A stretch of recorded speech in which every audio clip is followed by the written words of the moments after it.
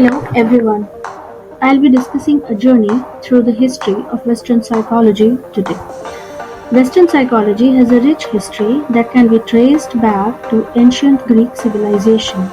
It has evolved through distinct periods, including the Greek heritage, the medieval period, and the modern period. Let's explore each of these periods in Western psychology. First, Greek heritage, that goes from 5th century before Christ era to 4th century Christ era. The Greek heritage marks the origin of psychology as a discipline. Ancient Greek philosophers such as Socrates, Plato, and Aristotle made significant contributions to understanding the mind and behavior. Socrates emphasized self-examination and introspection as a means of gaining self-knowledge. Plato explored the concept of the soul and its relation to mental processes.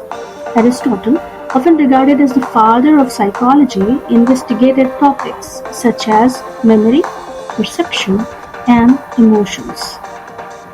Second, medieval period, that goes from 5th century Christ era to 15th century Christ era. During the medieval period, the influence of Greek philosophy waned and the focus shifted to religious and theological perspectives. Psychology became intertwined with religious doctrines, and the study of the mind and behavior was primarily conducted within the context of theological inquiry. Scholars such as Augustine of Hippo and Thomas Aquinas incorporated elements of psychology into their theological writings. Third, modern period, that is from 17th century Christ era to present. The modern period of psychology emerged with the advent of scientific inquiry and the development of empirical methods. Key figures in this period include Wilhelm Wundt, often referred as the founder of experimental psychology. Wundt established the first psychological laboratory in Leipzig, Germany in 1879 and focused on studying conscious experience through introspection. This marked the formalization of psychology as a scientific discipline. Sigmund Freud, a prominent figure in the early 20th century, introduced psychoanalysis, emphasizing the role of the unconscious mind and the influence of early childhood experiences on behavior.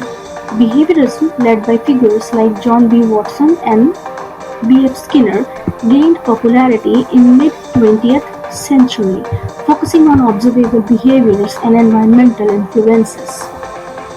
The modern period also saw the development of various theoretical approaches, including humanistic psychology, that is Carl Rogers, Abraham Maslow, cognitive psychology, that is Jean Piaget, Albert Bandura, and neuroscience, that is Eric Kandel, Antonio Damasio, among others.